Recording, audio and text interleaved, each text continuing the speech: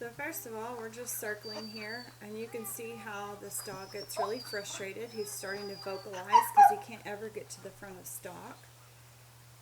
He kind of darts in on the butts there a little bit. See, he pushed that one out, almost singled it out. You see how the sheep are never looking at me. They're circling around me, but they're never looking at me. So this dog never has control.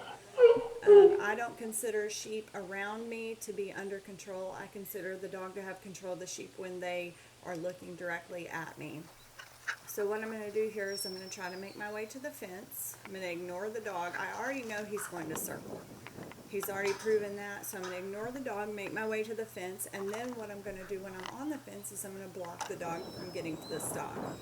And I may have to step out in front of the stock, which is what I'm doing here, and protecting my livestock, and I'm communicating to the dog that I'm not going to let him work until he stops. Once he stops, I can direct him around, make my way back to the fence again, get him stopped, and I'm going to send him in the other direction.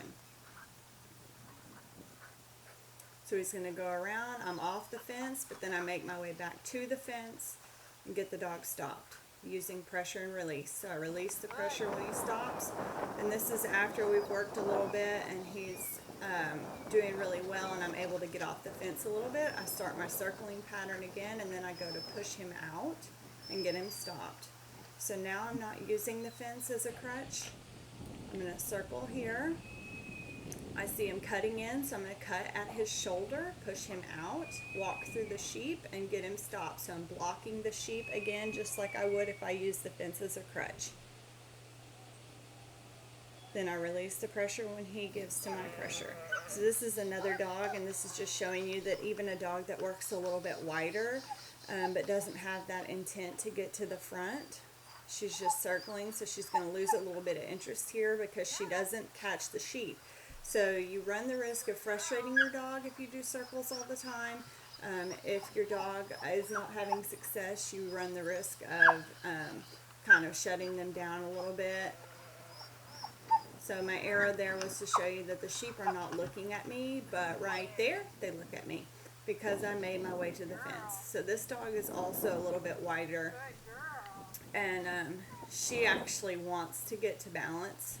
And she does it right there, even though my intent was to circle and to show everybody that circles kind of prevent that. So now I'm gonna do the circling, and she's gonna go, and I'm gonna encourage her to go faster because maybe if she goes faster, she can catch the heads and get those sheep turned to me. The problem is the sheep don't have anywhere to go. I have to give them a target. So they're just gonna circle me, circle me, circle me unless I move and give them a target. So here I'm going to tell her, go faster, because maybe you can catch them. And she actually almost does. Some dogs don't have the intent to get to the heads, and that makes it a little bit harder. But she almost catches them, and then she switches directions. So she's trying different things to figure this out. But I go to the fence and make it easy for her. So you want to show the dog what you want right there. And see, she overflanked, and I think the reason why she did that is because we had circled for so long. She just thought, I'm never going to be able to catch these sheep, so I've just got to keep going faster in a circle. So using the fence will kind of help that. And right here, she's going to stop on balance there. And the sheep do drift a little bit, but we're able to have some success. So my suggestion is basically to pick out 2 points in your working pen and walk between those points. Try to walk a straight line, not a circle.